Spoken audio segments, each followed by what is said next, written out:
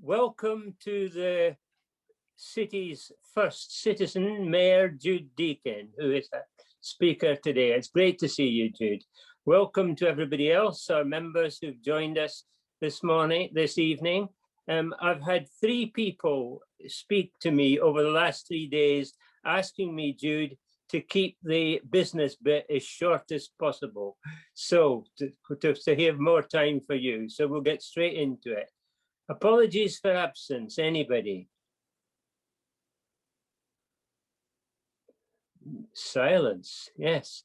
Minutes of the annual general meeting held 9th of March 2020. And you'll need to help me out there because I wasn't present at it. Anybody got any matters arising? Is that agreed as a true record of the meeting? Agreed. Excellent, thank you.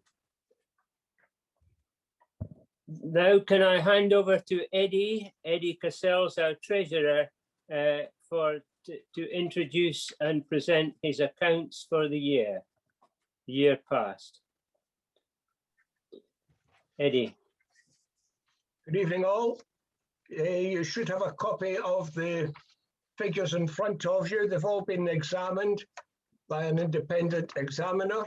Does anyone have any questions at all? Okay, can we please adopt the accounts for the past year? Thank you. The annual report, my annual report to you for this year, I haven't had any comments on it so far, but does anybody got any questions on the annual report? It would appear not. Splendid, thank you. I asked people at the meeting to receive the receive and approve the annual report for the year gone by. Thank you. The committee for 2021-22, unless somebody tells me different, I'm expecting every current member of the committee to continue serving next year. We've had a much better balanced committee this year than we've had recently. A welcome new members on it, Alan Pamphilon and Kevin Miller. But if there is anyone else interested in joining the committee, please get in touch with me afterwards. You'll be extremely welcome. Joining the committee isn't just a matter of contributing to meetings. We expect members of the committee to get involved in our activities. Anybody got any comment or question about committee? Thank you. Looking forward, this is an opportunity for any member here to make any suggestion for a talk or a speaker or somebody to come along who we could invite along to who maybe you think would be of interest to members, indeed members of the general public. You can tell me all about it. Anyone got anything to contribute here? No. If you don't feel like contributing here this evening, please send me an email with your suggestions. We've had some very useful ones in the past. So anybody's got any helpful suggestions, please say now or send me an email.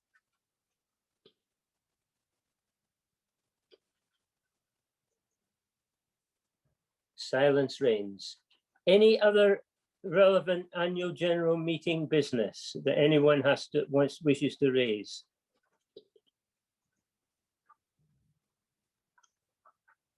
Well, ladies and gentlemen and friends, that in record quick time, we have completed the business of the annual general meeting for March, 9th of March 2021 on Zoom.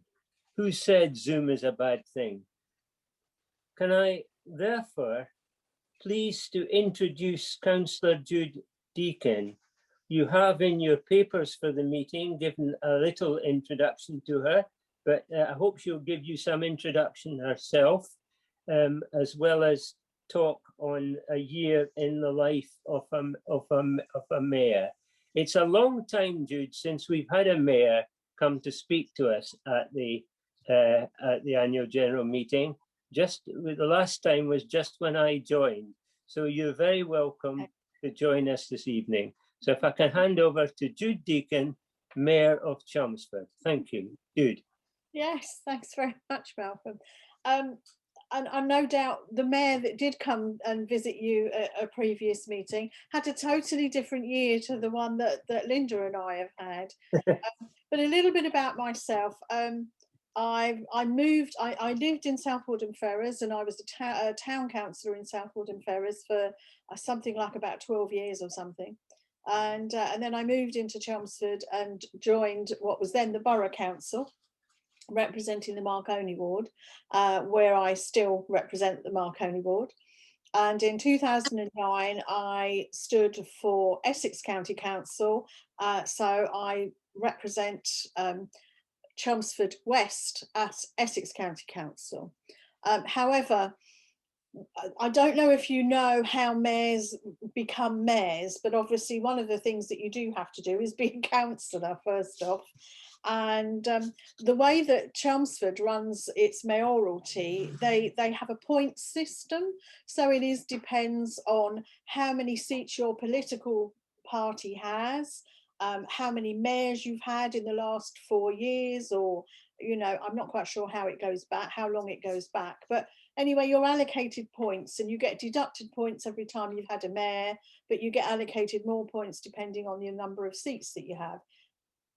Somebody has tried to explain this system to me several times, and quite honestly, I've given up. But you know, I'm here, and that's wonderful. And basically, it was, if you like, our turn, and the whole of the Liberal Democrat group were asked to put in who they would like to see as their mayor for the term of office that we had on offer.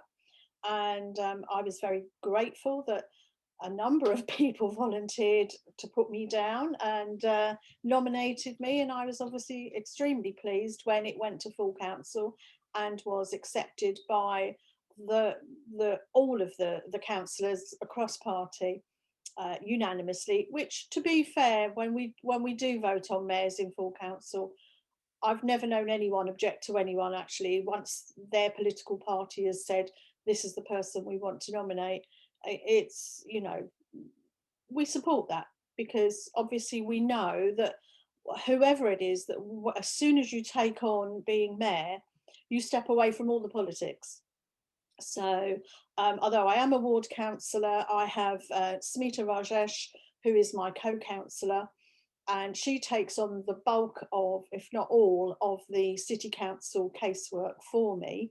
I still concentrate on doing Essex casework, because obviously I am an Essex County Councillor, and my role at Essex doesn't impinge on what I'm doing, and I make sure it doesn't impinge on what I'm doing at City. So from a City Council point of view, I chair the full council meetings. I do not vote in them, and I stay completely away from all the politics for the term of my office. And we are duty bound to do that. And obviously, I don't want to, you know, I don't want to change things as far as that's concerned, because I'm, as Malcolm said, I'm the #1 citizen, and therefore I am representing all of Chelmsford. You know, no matter your creed, your colour, your political view, it doesn't matter. I'm out there championing Chelmsford to businesses and obviously to our residents. So that's kind of where I'm coming from. And I don't know if Linda's able to, do you want to just give a little brief outline of your role within the mayoralty? Yeah, I'm Danny to Kylie, really. No one really cares much about Danny. It's all about the Kylie, isn't it? No, or, you know, Robin, again, you know, it's all Batman, isn't it, really? Yeah, best supporting actor. You know, what can I say? It's all about the mayor. Yeah. We're actually a team. I mean, I'm Jude's biggest fan anyway, because she is fantastic. We had to change things this year. We've done things very differently. We haven't waited for people to invite us to places with champagne and canapes, we've taken our own flask of tea. Yeah. And that's it really. We were offered cake once at Highlands, weren't we? And it was socially distanced on plates. Yes. Actually, I wasn't very well that day, so I didn't have mine. You didn't know. I think I ate your share. Linda's Yeah, you did. And that's it really. But we couldn't be a better pair for this year really, because that suits us much better, doesn't it? Yeah, I think it does. Yeah, so instead of all, you know, being invited to posh events, what we've done is we've gone round and we've thanked council services that kept going through the pandemic. We went and thanked the people at the crematorium who were absolutely working so hard and getting a really hard time from people, because that, you know, it's such a difficult time, isn't it, when you lose a loved one, you either can't attend the funeral or you're limited. And unfortunately they got the brunt of a lot of people who were distraught and angry, and it wasn't their fault. So we did that. We went to the food bank and the parks department. Goodness me, haven't we loved our parks?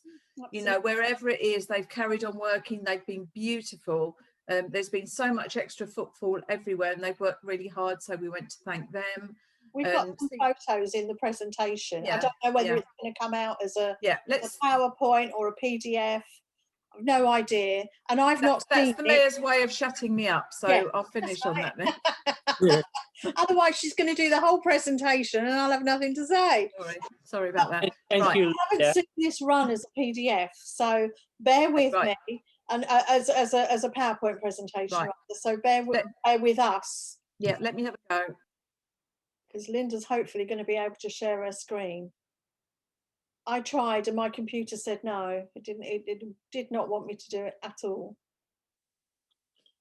The only issue we might have is that, oh no, it should work. Oh no, there we go. So we should still be able to hear you. Cool. Yeah. Oh, security alert. Okay. Yay. Excellent. Well done, Linda. Cool. I'm impressed. If only I could have managed it, but never mind. Do you want to scroll on to the next screen? Okay, so I'm going to start now, if that's all right. Yeah, because the mayor making council meeting last year had to be conducted online, the deputy mayor, Linda, and myself were unable to do the usual sort of formal photographs to be taken with the mayoress and Linda's husband Ian, as her consort.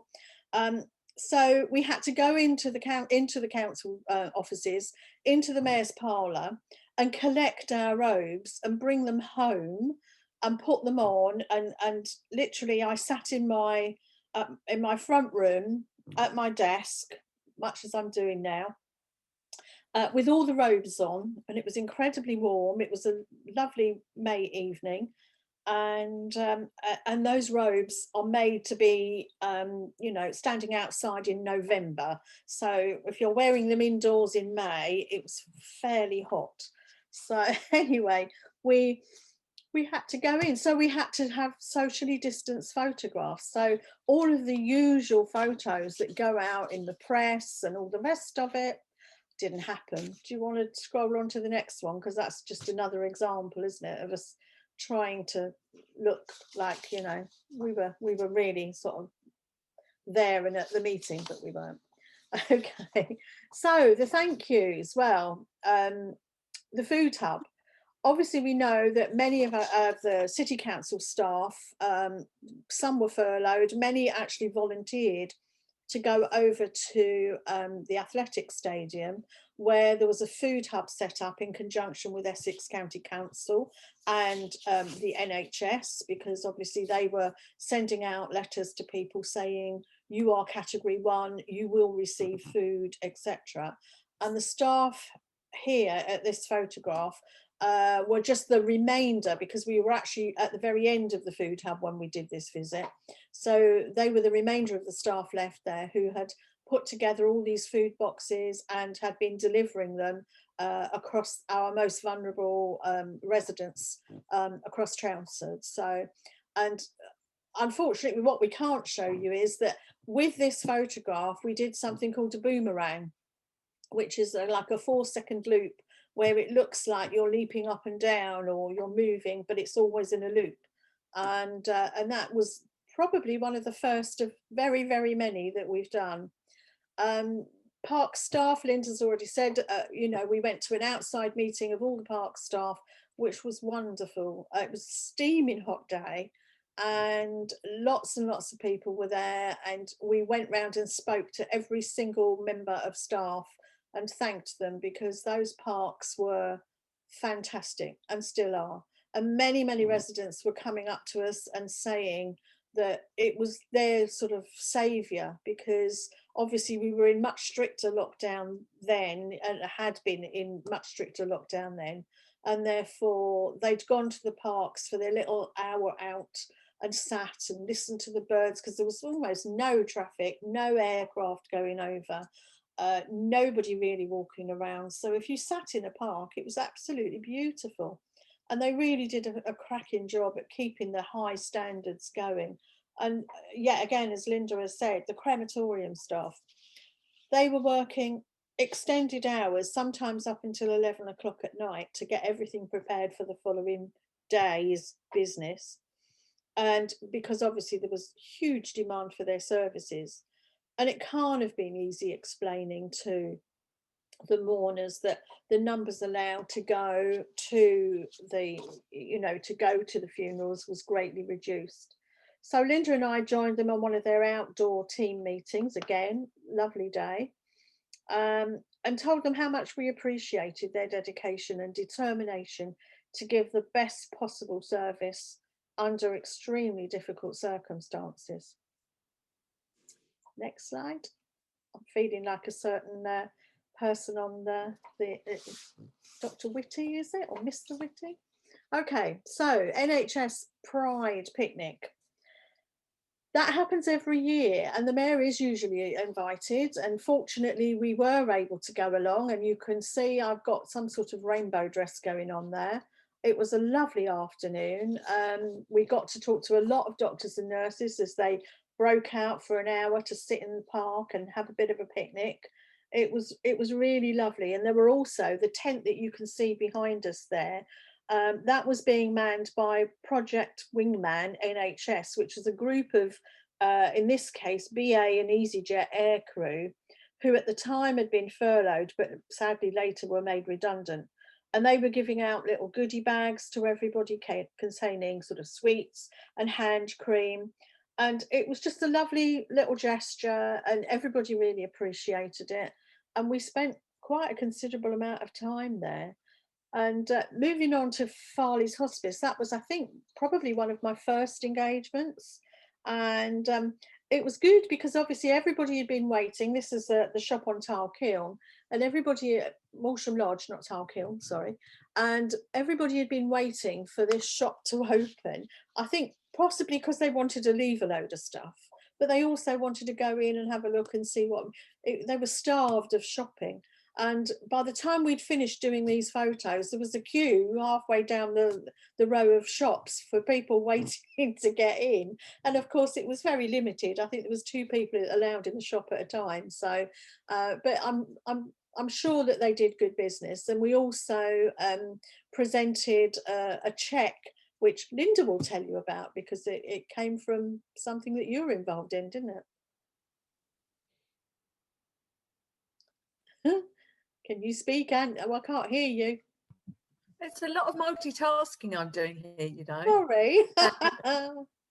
Yes, we the Tile Kiln Residents Association that I've been involved with many years, we'd accrued some money from giving a newsletter out and having sponsorship for it, and then realised that we didn't need to print and deliver a newsletter because actually we were accessible.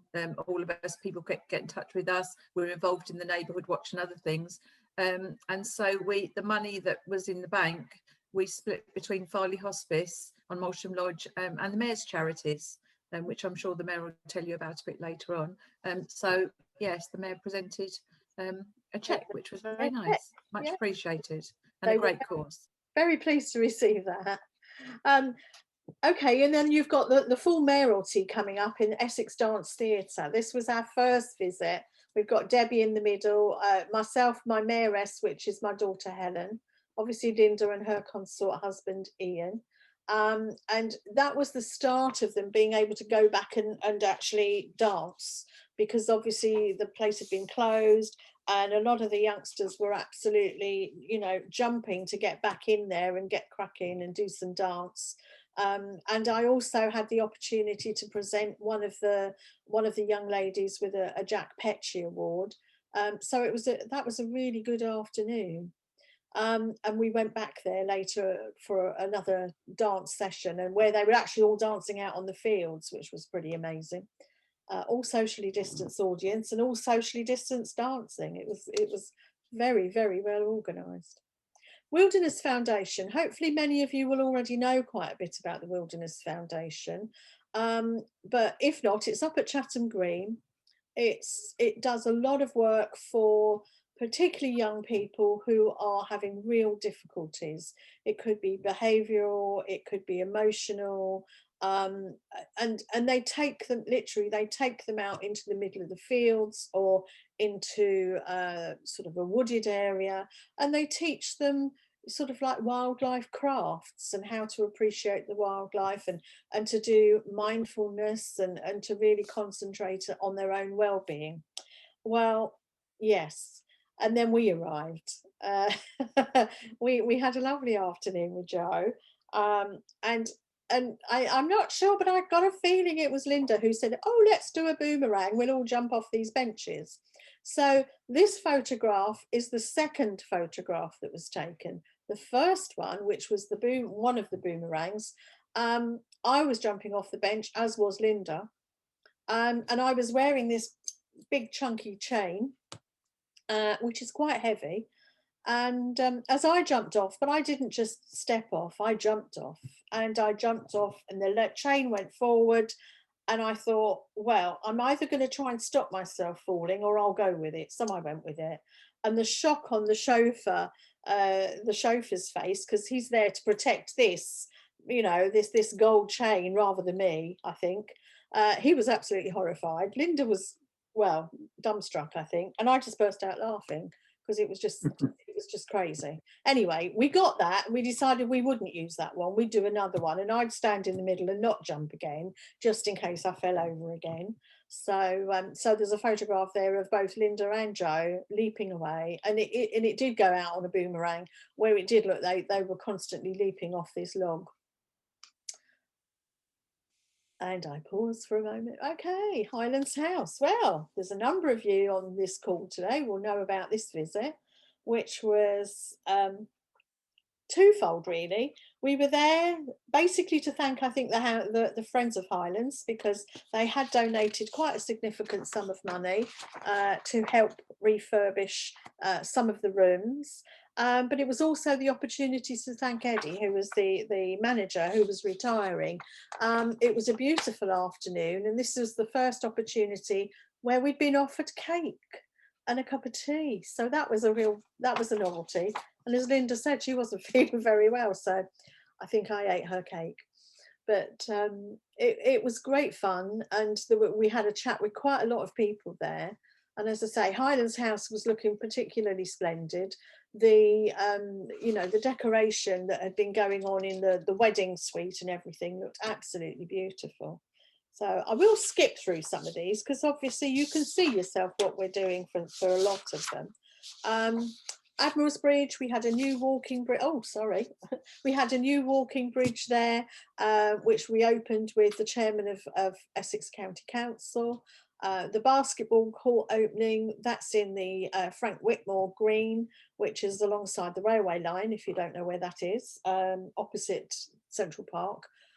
Which was beautifully painted and attracted a lot of young people. And whenever I drive past, go down Parkway, I often see that's quite busy.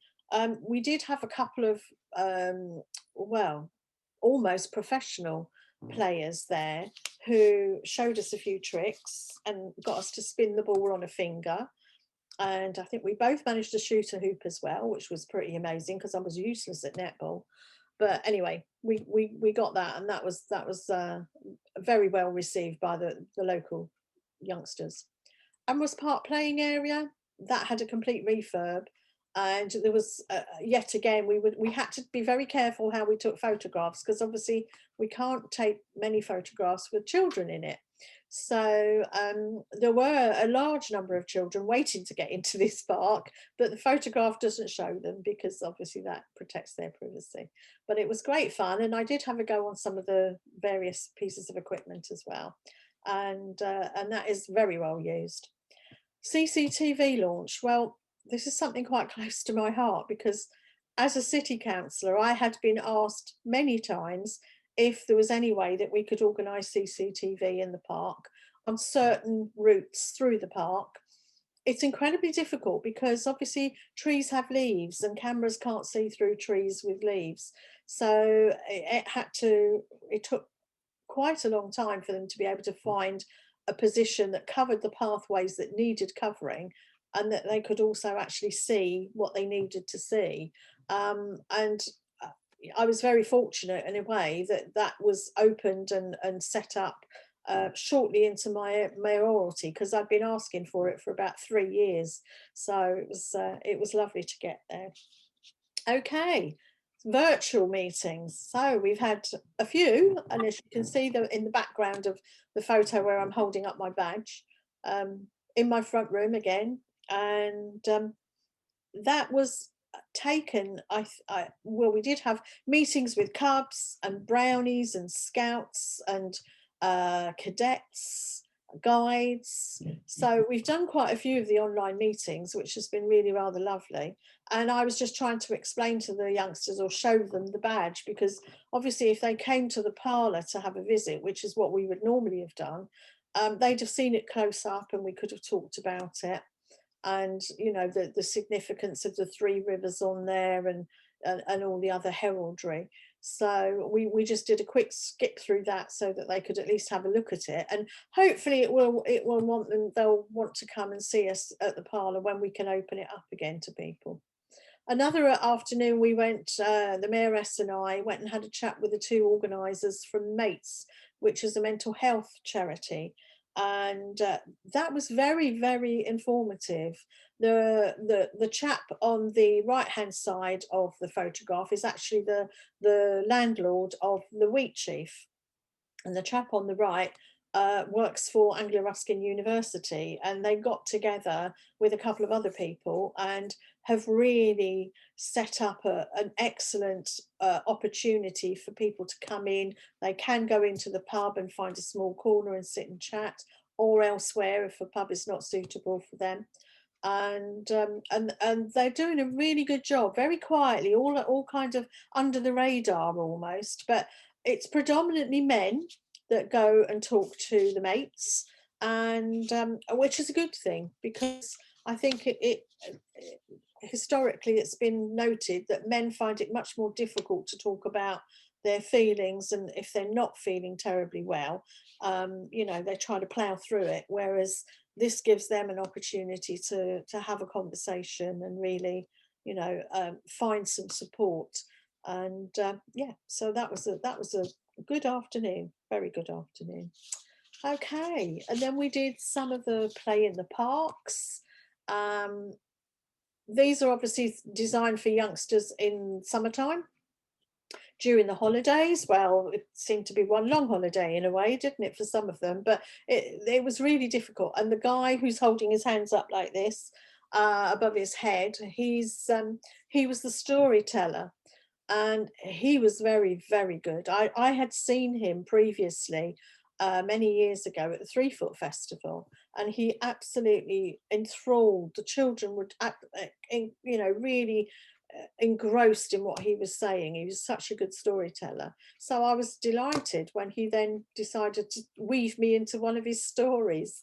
And Linda, you went to, I can't remember where, was it Gallywood or Baddow that you went to the play in the park? It was Great Baddow Recreation Ground. Absolutely. One of the few, we didn't know if play in the park would be going ahead, but a few of them did, and it was very, very well received. Parents were very grateful to actually go with their children and be supported and be able to do something, because, you know, lockdown had been very difficult. This was actually in the summer holidays then. So we'd had lockdown and then we had the summer holidays, which was a long time for children to be at home and parents to be tearing their hair out, particularly if they didn't have gardens or they lived in flats or whatever. So it was great to see how they'd actually made it work with, you know, with social distancing. It was really good.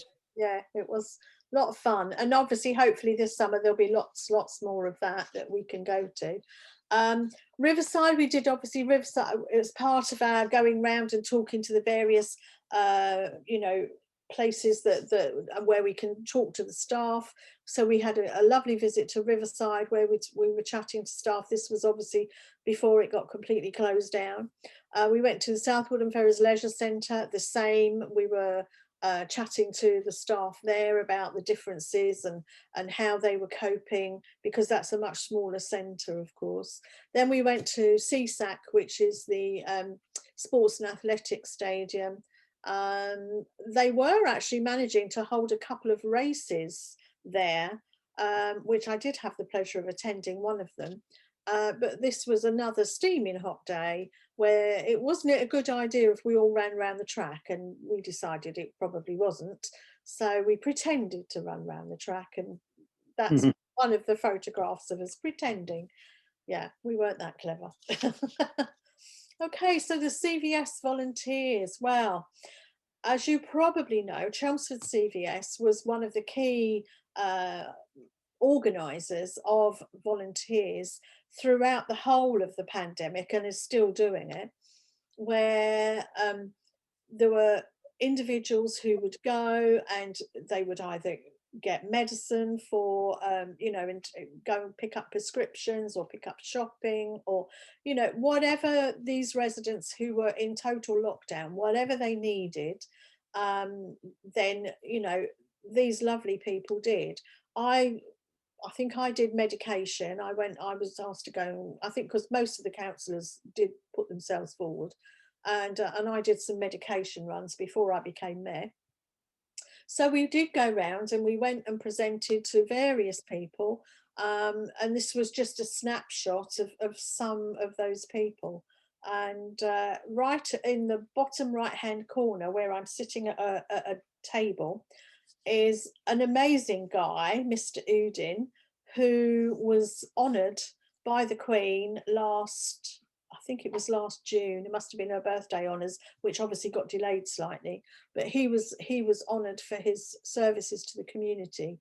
He's a volunteer for St John's Ambulance, and obviously he was volunteering for this as well, and he does other voluntary work at the university, so as well as a job.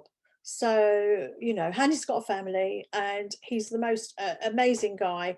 I was doing some volunteering just recently for Rivermead surgery when we had the vaccinations going on down there, and Mr. Uden turned up, and he was one of the volunteers, and he was covering the car park. So he's still volunteering, and he's still, you know, I don't know the story of some of the other people on here, obviously not as much, but I keep running into Mr. Uden as volunteering all over the place. So, you know, and as I say, he was honoured by the Queen for that. So it's been recognised, which is lovely. But we wanted to recognise all of those people, and the CVS said we had about 500 badges and certificates to give out. We've done over 200, and then we had to stop. But obviously when we can get started again, then we will be delivering. We were literally knocking on people's doors, or we would arrange to meet up in a community centre or something like that. So they've all had some sort of presentation where possible. We also presented to a couple of businesses, three businesses in actual fact. They were nominated by residents who felt that their commitment and assistance to the community was above and beyond. Bombay Cuisine, which is on Viaduct Road, the Arches, he had agreed quite privately to support 7 families throughout the whole of the lockdown. And it was recognised and by not, I don't know who nominated him, obviously, but it was recognised. So we were very pleased to go and give him a certificate of recognition for that. Morrison's was the other, because they had been giving literally cages full of food to the food bank and to various organisations to help them, and their own parcels that they were doing, and they were also arranging delivery. So Morrison's did a sterling job. They were obviously also nominated, and although it's got here Admirals Residents Association, they were the nominees of Margaret, who is the co-owner of Gibson's Corner Shop on Park Avenue, and the Residents Association nominated her for a specific award because she, to be honest, do you remember when we all couldn't get hold of toilet rolls and bread and all the rest of it? If you went to Mags, you would be able to get, she would ensure that there was enough that everybody, if they needed it, could have it. She kept it out the back, but you know, so she was making sure that her, particularly her vulnerable residents, she would go and deliver, and or she would make sure that she had stock in for them when they came into the store. So it was lovely to recognise those 3 businesses, and there may well be more that we, you know, are yet to do when we hear about it. But we visited the food bank, as you can see. They were stocked up, all those containers behind them were absolutely chock-a-block of food. So we know that they're still in that situation where they've still got lots and lots of food. What they could do with is money, because obviously, you know, if everybody gives, I don't know, pasta, rice, cereal, you know, the world can't live on that. So they do need to purchase other things in order to help build up the boxes, to, you know, and give them some variety. We went to the opening of the little pantry. This was in Chelmsford, and there is 2. I've been to both of them. The other one is in North Avenue, and basically anybody can go and put items of food in there or other things. I've had a little sort out just recently, and I came across some children's books, so I went, which had hardly been used, so I isolated them for 72 hours, and then I popped them down into our little pantry. And so families who need, you know, or have young children or whatever, they could take out those books or the food or whatever it is, take what you need and put in what you can spare. And that's the philosophy behind these little pantries, which is lovely. So Age Concern, well, they're doing an amazing job. They've kind of taken over as Meals on Wheels. And we had lots of volunteers. This particular young lady is a member of staff at the City Council, and this was her lunch hour. So she'd come away from her lunch hour to pick up some boxes to deliver hot meals, 2-course meals to residents who couldn't get out to, obviously, to the community centre where they would normally go by the cathedral. And that seems to have expanded. It started off, I think, with about 20 people needing meals. I don't know how many, but it's many tens more than that now. And they're doing a sterling job. It literally is like Meals on Wheels, and the meals are lovely.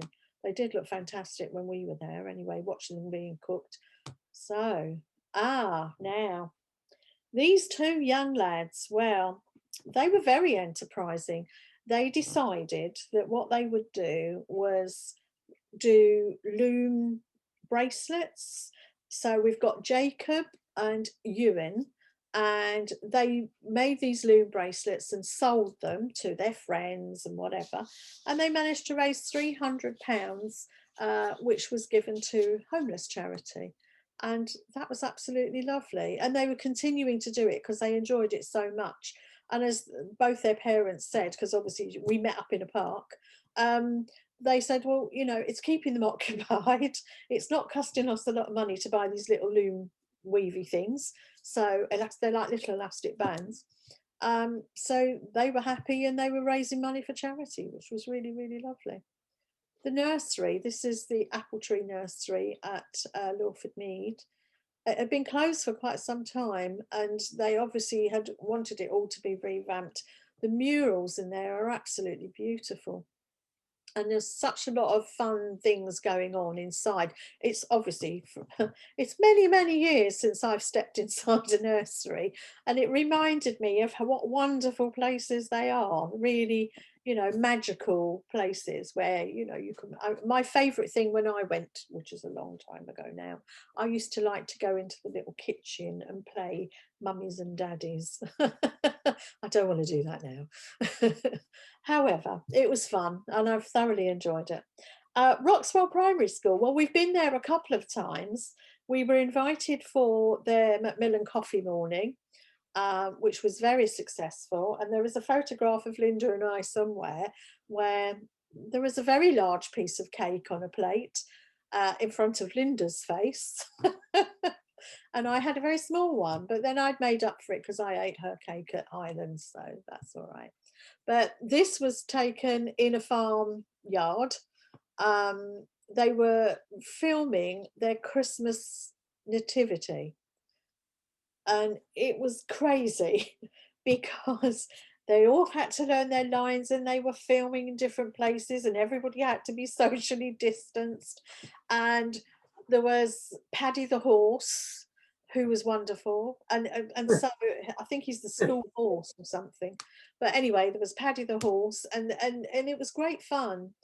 And it actually turned out amazingly well. Goodness knows how, because it seemed to me like complete chaos, but it all came together in the end, and the kids had great fun. And of course, the best thing of all was Father Christmas came at the end, and gave them all a little packet of sweeties each, which they were very pleased about. And then they went and hopped on their coach and went back to school, because this was filmed about a mile away from where they go to school.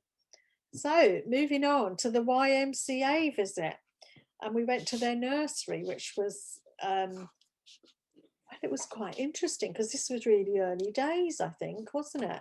And we'd been asked to read them a story. So I very nicely volunteered Linda to read the story, because she's used to talking to children of this age and older, obviously. And so I figured it was a good idea. So Linda did read them a very good story. Do you want to tell us what you read? Can I tell you the story? It was the funniest thing that we were laughing. I read We're Going on a Bear Hunt, and if you don't know the story very well, fantastic book by Michael Rose, and it's all about repetition. And they say, we're going on a bear hunt, and I've got the children to shout out, "We're not scared." On every single page I was saying we're going on a bear hunt, they had to shout out, "We're not scared," and they were getting louder and louder and much more animated. And they, you know, we all really enjoyed it. We were sitting on tiny little chairs in the corner, weren't we? And at the end, they'd obviously had a little rehearsal to thank the mayor for coming. And when they were prompted, and the nursery worker said, "What do we say to the mayor?" They all shouted out, "We're not scared." It was a bit wrong, didn't they? But we laughed. It was funny. It was good fun. It was good fun. We did say we'd go back and that you'd read them another story. So we've yet to do that. Okay, so right, the next one's at the Harlow Bubble Picnic. The chairman of Harlow Council invited us to her bubble picnic. We were, that's got to have been the hottest day of the year. And fortunately, we were under like gazebos, all separate. So each little bubble group were under their own gazebo. And we had a lovely afternoon. It was at the back of their museum, and there's some lovely gardens around there as well. So that was probably, in fact, it's the only event that we have done outside of Chelmsford, simply because lockdown, just, you know, many mayors are doing absolutely nothing. And this was one of the few events that was taking place. So we opted to go. We thought it might be quite nice. And also it gave us an opportunity to meet other mayors that face to face, which obviously we haven't had. So yeah, so that was very interesting, and we got to talk to quite a lot of people there. And then we've got Durga Puja. which is a Hindu festival. And I have been to Durga Puja a couple of times, and it was lovely for this one because we could all go, but we went separately. So the mayoress and I went in the afternoon, and there were only about, I think, about 10 people in like a big church hall. And then Linda and Ian went later on that afternoon or early evening, and there was lots of music and food and offerings, and it was really, really lovely and so colourful, of course, as many of the Hindu festivals are. And it was very spiritual too, and I really did enjoy it, and I feel sure I'll get invited back because I asked. You know, nothing like putting your first foot forward and saying, will you invite me back, please? You know, I'd like to come again. So hopefully, yes, they will. And then we have the Interfaith cricket quiz. Well, this was supposed to be a cricket match between Cathedral and the Muslim Society. And it's an annual event that happens. And unfortunately, it got rained off. So it was deferred a little while, and then the weather was horrendous and we couldn't do anything because it was so awful. So they really rapidly changed it into a cricket quiz. Somehow or other, and I actually don't know how, but the mayor's team came second. Well, I do like cricket, but I'm not that knowledgeable. But anyway, there were obviously other people there that were less knowledgeable because we came second, which I was really amazed at. And yeah, so that was good. Here we've got the Heritage Open Day, which obviously Alan will remember very well. And I'd recorded a piece for the open day in the mayor's parlour and on what we call the Golden Mile going up into the council chamber, because usually it would be open for the open day, but we couldn't open, so we decided we'd do a film for it. And I was really pleased with the way that came out, and I sincerely hope that it encouraged some people, when they get an opportunity and another open day, that they will come and visit the parlour and the chamber. But this was obviously for the treasure hunt, and Alan was very kind, and he took me round and explained what it was all about and all the plaques on the walls, and we talked about the history that's under our noses. And I genuinely had seen some but not others, and I didn't realise a lot of what was going on, but I kind of know a little bit more about it now thanks to Alan, and it was so interesting. And we did say that, you know, when it allows and he's got his walks back again, that we would join Alan on one of his walks, but we haven't quite got there yet. So we're looking forward to that.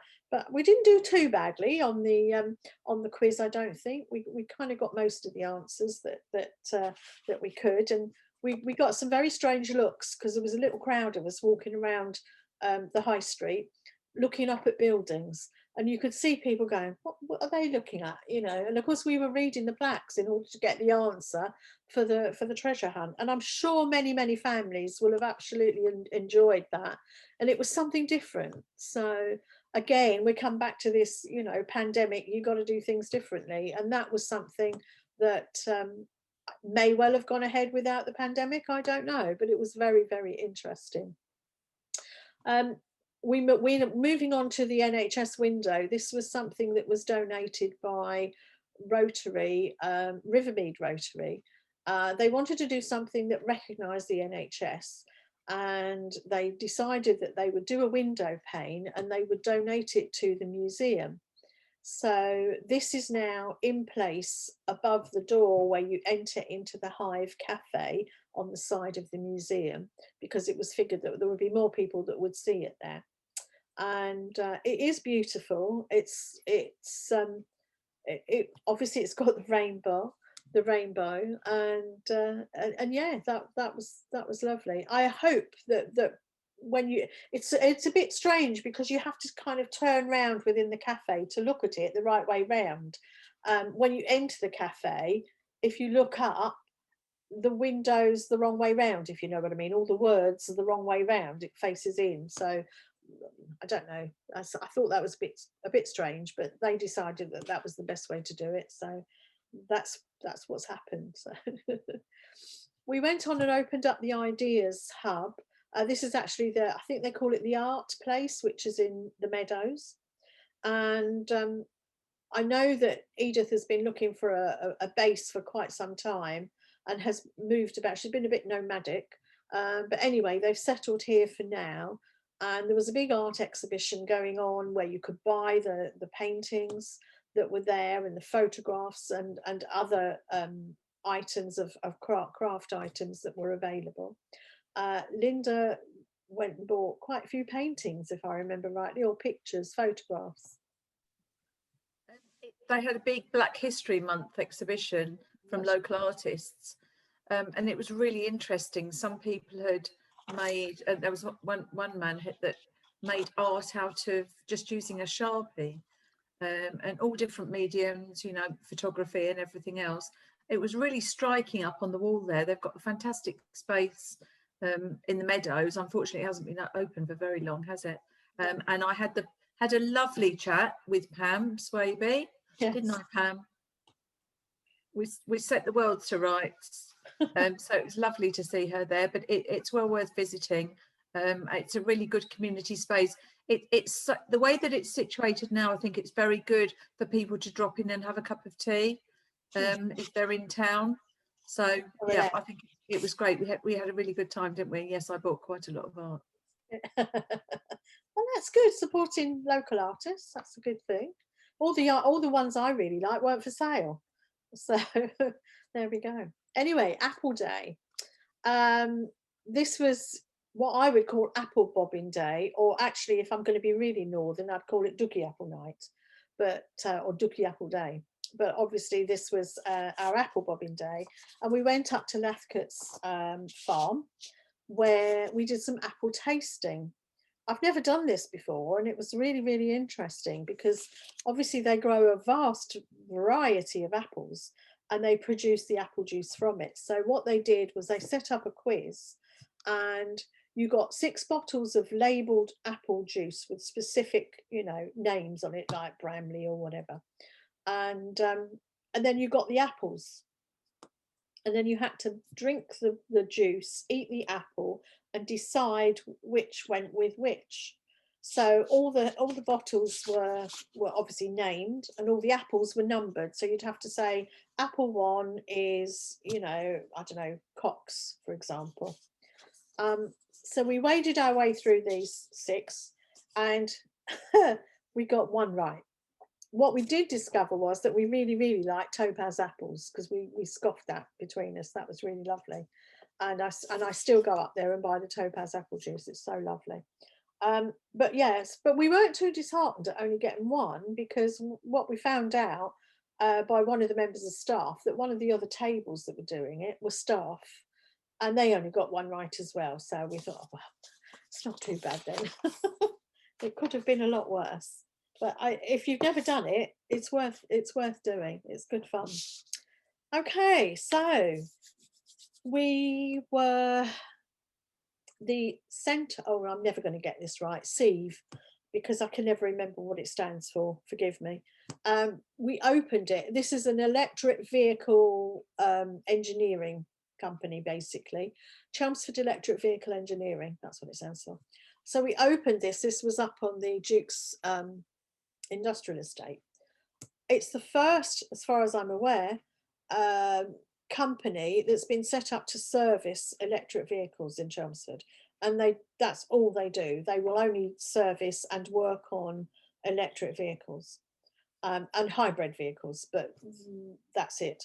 So I thoroughly enjoyed my day there, and I was there a couple of hours, and one of the things that they did was they got a local company to bring in a Tesla. So I looked at this Tesla, and I was absolutely enthralled with the Tesla, and I was, you know, bonnet up, inside out. There's nothing in it. It's absolutely amazing. There's absolutely nothing. I mean, they're incredibly expensive vehicles, but looking in the engine. There isn't one as such. It's such an amazing piece of engineering. So I was very impressed with the Tesla, but I can never ever afford one. And then we went to Starbucks, of course, and the drive-through, which is down by Sainsbury's, all very socially distanced, and met some of the staff there. And one of the members of staff there baked the most amazing cake for the opening, but we weren't allowed to have any of it. So I think we took a picture and that was it. But it was quite difficult because we were in quite strict lockdown at that point, so we had to be very, very careful about what we were doing. But we wanted to encourage the business, and you know, and it's incredibly popular, of course, down by Sainsbury's. And then the other one is F Cook, which is the pie and mash shop in Walsham Street. Now, this was our first pie and mash shop, I presume, for some time, if not the first ever. And F Cook have got a big history of pie and mash all over London, and it was incredibly popular, and there were people queuing up outside the door again, waiting for us to cut the ribbon so that they could come in and collect their ordered food, because again, nobody was allowed to sit inside, so it was takeaway only. And we did take away our pies, and I have to say they were very delicious, and we thoroughly enjoyed it. Right, competitions. So we've had the Chelmsford Photographic competition. We had the Christmas card competition, which was for the Mayor's Christmas card. And I was also asked to go and judge a pumpkin competition at the Black Bull. The photographic competition was really tricky. There were a number of us judges from all over the place, and there were so many fantastic photos. But one of the things that we are going to do are the winners of that photographic competition. Their photographs are going to go into a time capsule, which I will be burying in a few months' time. So we're going to put the winners of that there. The same with the Christmas card competition. We asked for people to take a photograph, do a drawing, and do a poem. And we judged all of those, and we had our winners, and they will also go in the time capsule. And those cards went out to everyone that the mayor would normally send a card out to. So we had one which was sent out electronically, and we had one of the other winners was sent out physically. So that was, and the level of the standard was absolutely wonderful.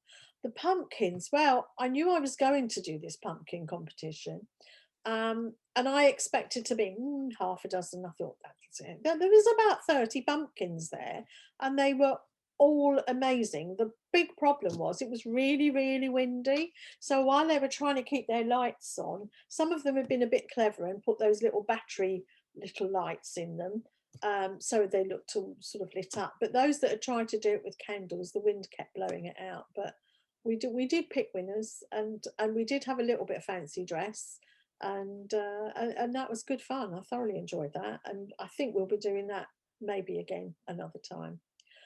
Now we come to the sort of more civic stuff that we've done. Raising the flag for armed forces. Again, we were there in all of our regalia. We've got the mace bearer, myself, Linda, and the chaplain. And obviously that was just a very quiet ceremony. Just the four of us there, and obviously the person taking the photograph. But basically we were just raising that flag, and that was a ceremony that was over in less than 10 minutes. And here are our others. The remembrance. We were asked, the mayoress and I were asked to go along to Walsham Street because they were rededicating their memorial, the monument, in the churchyard. So we went along to that, and obviously that was very, very poignant.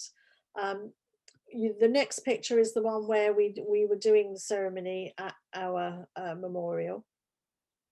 And of course the difference was that this year we couldn't do what we normally do, which is to close the road off and have everybody marching past and all the bands and and have a real remembrance day, it didn't happen. I mean, you know, we just had to turn up at 8 o'clock in the morning and record it with virtually nobody there, so that we wouldn't attract a crowd, because we weren't allowed to attract a crowd. So we did all of this and it was all recorded, and it was timed to go out obviously at 11 o'clock. So I see we've got some questions here, and I do apologize, I'm not even looking. Have we got, oh, we're having a conversation, are we? Somebody's had to go. Okay, that's not a problem. Yeah, so we did all of that very quietly, and obviously there's a photograph of us at the bottom of, or midway on the stairs at Civic Centre, because we do have a list there in memory of those that fallen in the First World War, and we felt it was a poignant place to stand and have a photograph taken while we were, you know, remembering. Okay, so the businesses in the city centre. Part of my role is obviously to, you know, to talk to business as well as residents, and to try and promote our businesses within Chelmsford. So this was sort of lockdown, but not really. The shops were still open at that point. So I did have met up with the managers of McDonald's and Specsavers and NatWest, as you can see. Also some of the staff in Marks and Sparks, and one of the little coffee shops, an independent coffee shop that had opened up, and obviously the Medispa, which is on Tyndall Square, another little independent shop. And we just stood and chatted about how their business was, how they were finding it, you know, talking about staff morale, and obviously thanking them for keeping things going. Because it was most important for all of us to be able to try and keep things as normal as possible. I think we've got some more, haven't we? Yeah, so these are the these are the guys in blue who are there to assist anyone within the high street. They're all ex-police.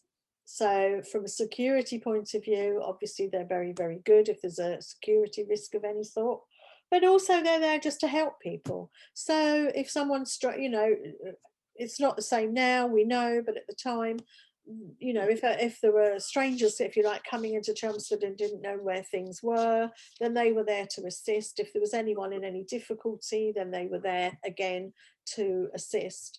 And we also came across a couple of our parking attendants who had just issued a ticket to a gentleman because he was parking somewhere he shouldn't have been. However, you know, I'm afraid if you do that, you are going to get a ticket. But it was nice to see a couple of our staff out there as well.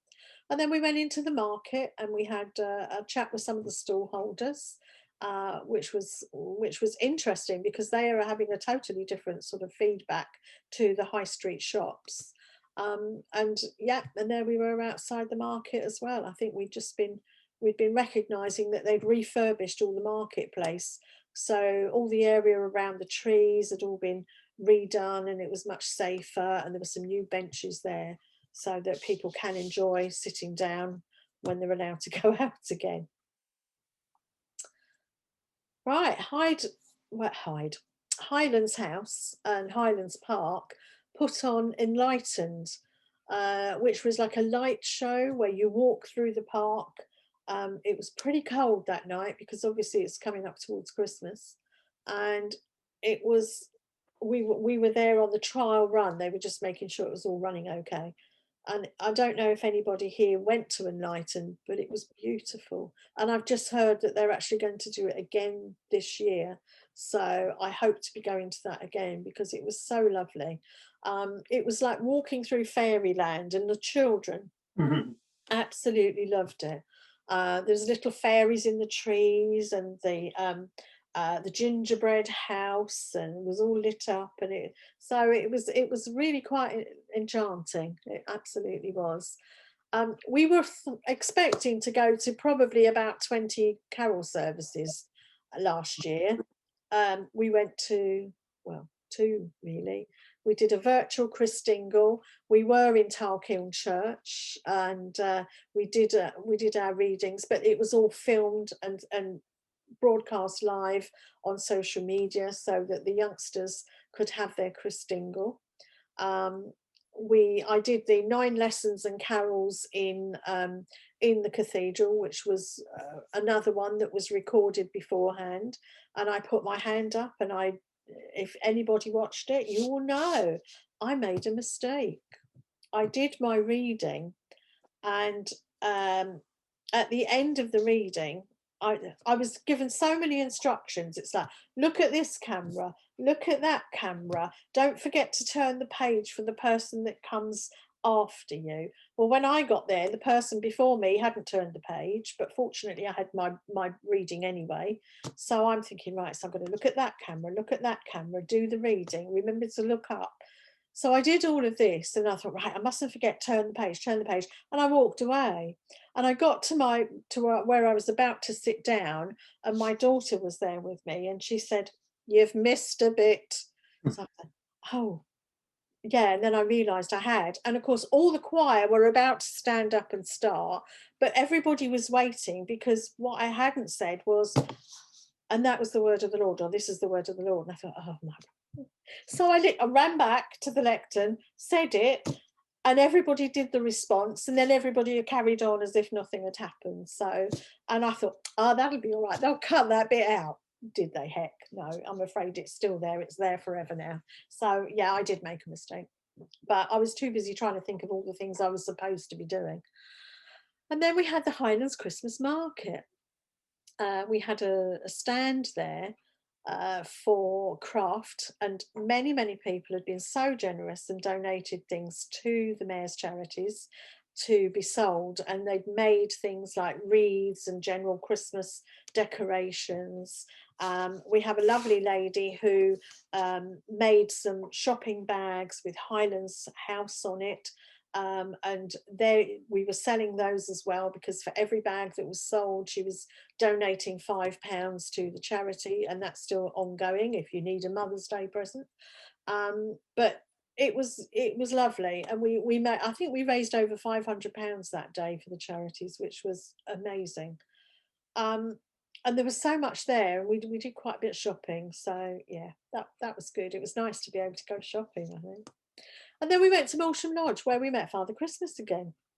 Obviously a much more low-key, localised thing, and the children, you know, were obviously looking forward to coming, but it all had to be timed and socially distanced, and they got their little treats and took them away with them, so that they could, you know, enjoy it at home, because they couldn't sit in the community centre and have them. And yeah, so it was a pleasure to meet Father Christmas again, because we'd seen him at the school. He bore a remarkable resemblance to a county councillor we know quite well, didn't he? Yes, a certain Councillor Madden. He definitely looked very like him, and sounded like him too. But he did a very good job, so that was fun. And as I said, we've been trying to raise money for the charities all this year, and it's been really difficult. We started the year with so many plans, because we knew that I was going to be nominated. We knew this in February. So we started a big plan in February of all the events that we were going to do. We were having one a month. There was going to be so much going on. And of course, we all know what happened. You know, by March, that had all shut down and nobody was doing anything. So we've had a few quiz nights, and we've had some donations, and obviously we've had the craft fair, which was excellent. We've had some people who've run marathons and all sorts of things, and sold tomato plants, and lots of, you know, from the big to the small, there's lots of things have been going on, and that's been fantastic.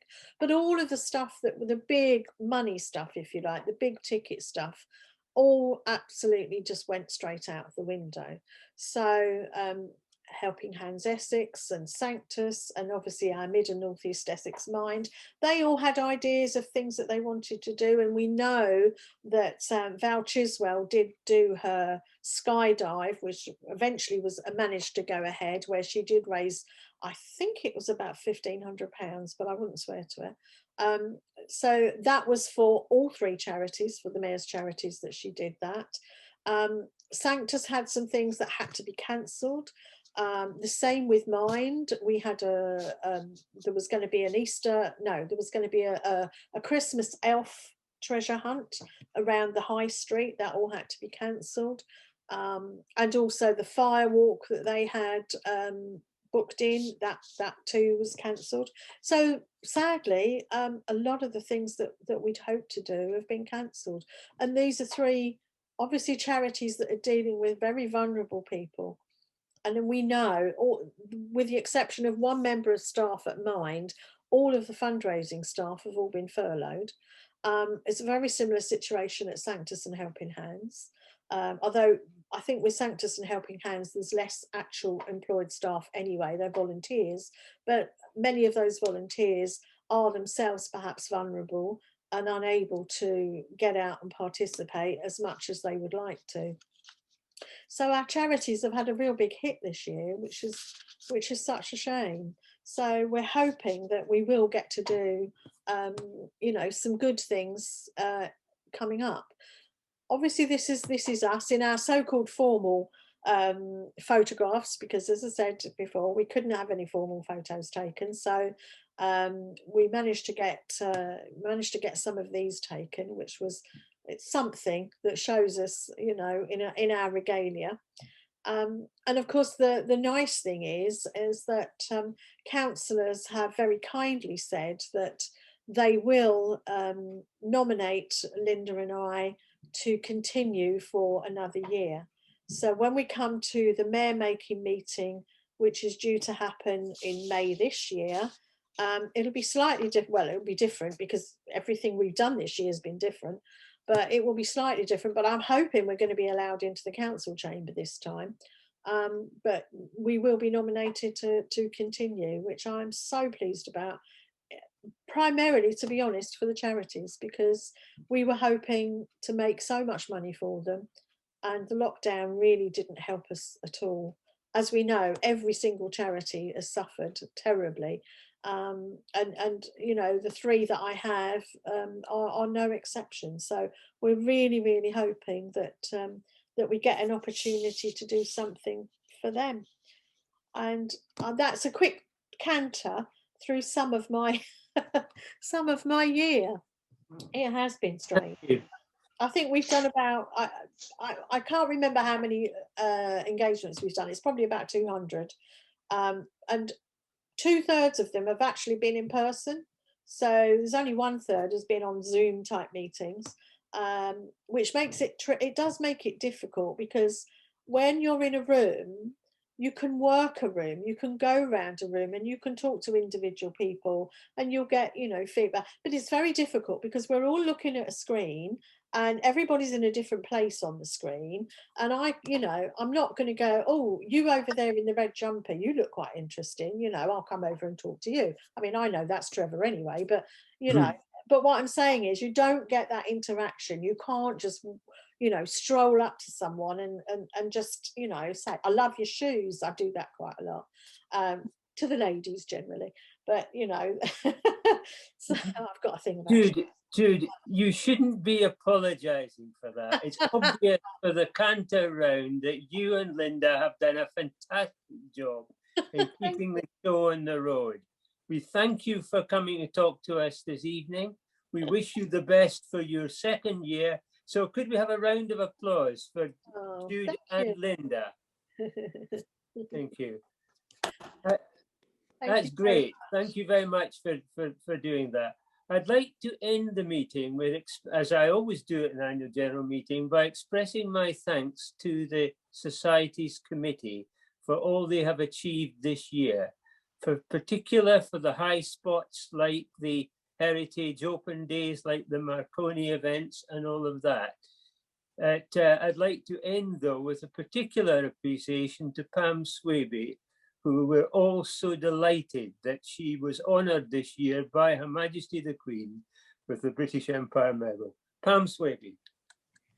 Oh, go on, Alan. A fantastic presentation, and wow, what you've achieved considering your restrictions is absolutely superb. I'm really impressed. Thank you. And I'm really glad that we were able to be part of that too, because it's such good fun to be able to do these sort of events, even though all these restrictions are in place. But what I was going to say is, can we look back in the records and see if any mayor did in the past stand for 2 years? Or is this the first of a monumental event? Well, Do you know that? it is in modern days, but not going back in history. If you go back to the obviously we started off at 1888 with Frederick Chancellor, and around about the late 1800s and early 1900s, there were some mayors that did about 6 years on the trot. So, but in modern days, I mean, I'm only the 14th lady mayor. The first one, as I said, our first mayor was in 1888. We waited until 1961 for the first female mayor, and I'm only number 14 since 1961. So I'm absolutely honoured to be offered to do it for a second year. The first female mayor of Chelmsford Was Jean Roberts. At the age of 99, presided over her last annual general meeting of this society. So there we are. We do remember her. We do remember her. I was talking about her on the radio yesterday. Good. Any other questions or points anybody wants to make? Okay. Alan, you look very smart in that photograph there, but there you go. Okay, thank you everybody for turning up. And again, thank Jude and Linda.